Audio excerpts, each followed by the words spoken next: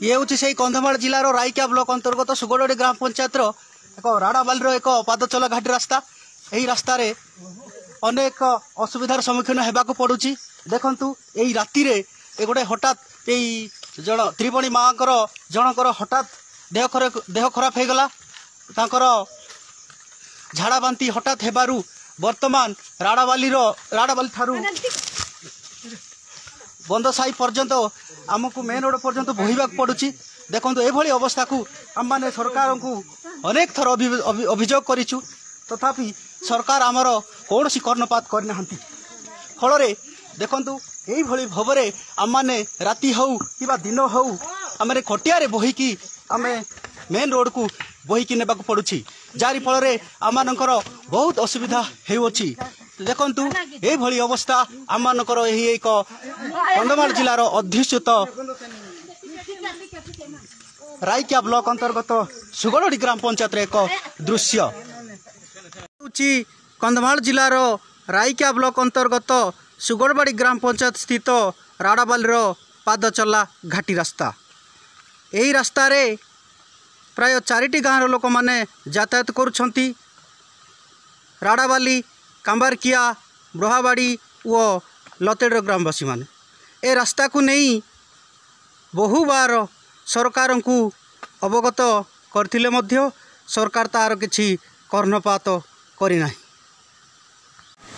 देशर स्वाधीनतार 77 वर्ष पर मध्य गाँ को रोड नहीं। पिला माने झरणा पहाड़ कटा रास्ता दे स्कूल जाउछन। पाठ को पढ़े अबा कौन सरकार ये योजना नुआ योजना 24 वर्षर सरकार रे डेभलपमेंट होती। देखंतु पिला माने स्कूल जीवाकू माने डरुछन जीवाई।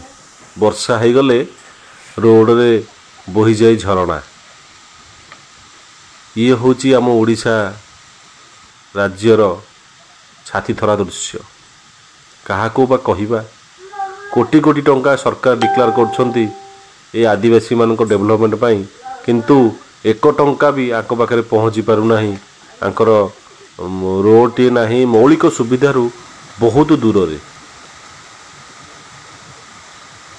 यही रास्ता रे हजार हजार लोक गाँ लोक देह खराब हेले तांको जीवन चली जाउची।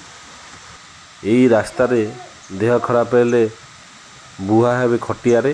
यही रास्ता रे पिला माने जिबे स्कूल। कही माने आदिवासी लोकों पे कोटी कोटी डिक्लेयर होची सरकार का तरफ डेवलपमेंट पाई। केंद्र सरकार हो राज्य सरकार कोटी कोटी डिक्लेयर कर कि मन पे पहुँची पारुनी। गाँ को खंडे रोड नहीं। आठ बड़ी की दुख आउ कौन अच्छी।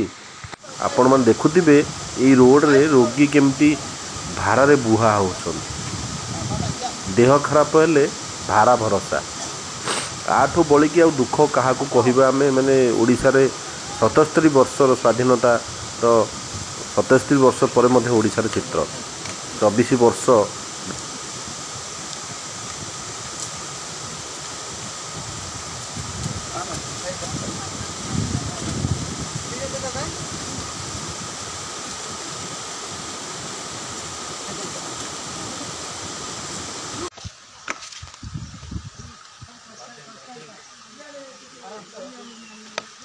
ये हूँ से कंधमाल जिलार रायकिया ब्लॉक अंतर्गत सुगड़ोडी ग्राम पंचायत राड़ाबाली एक पादचला घाटी रास्ता। यही रास्ता रे चलवाटा बहुत कष्टदायक। हठात कहार देह खराब हेले मध्य मेडिकल को नेबाकू भारी कष्टदायक। देखंतु आपण माने यही भली भाव रे बोहिकी नेबाकू पड़ुची। मात्र अल्प दिन होईची यही रास्ता रे बोहिकी जन माँ कर मेडिकल नेबा अवस्था रे तांकर देहांत घटी जाइची। जारी फल रे आउ लोक माने भारी हंतसंत होचंती।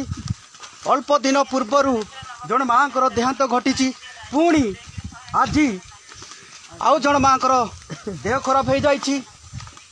से ଘରେ ଥିବା ଅବସ୍ଥାରେ ହଠାତ୍ ପଡ଼ିଗଲେ। ପଡ଼ିଯିବାରୁ ତାଙ୍କର ଦେହ ଅସୁସ୍ଥ ହୋଇଯାଇଛି, ଯାହାରି ଫଳରେ ତାଙ୍କର ନାଁ ହେଉଛି ସୁରଥି ପ୍ରଧାନ। ସେ ବହୁତ କଷ୍ଟଦାୟକ ହେଉଛି। ତେଣୁ ଆମମାନେ ପୁଣି ଏଇଭଳି ରାସ୍ତାରେ ବୋହିକି ନେଉଛୁ।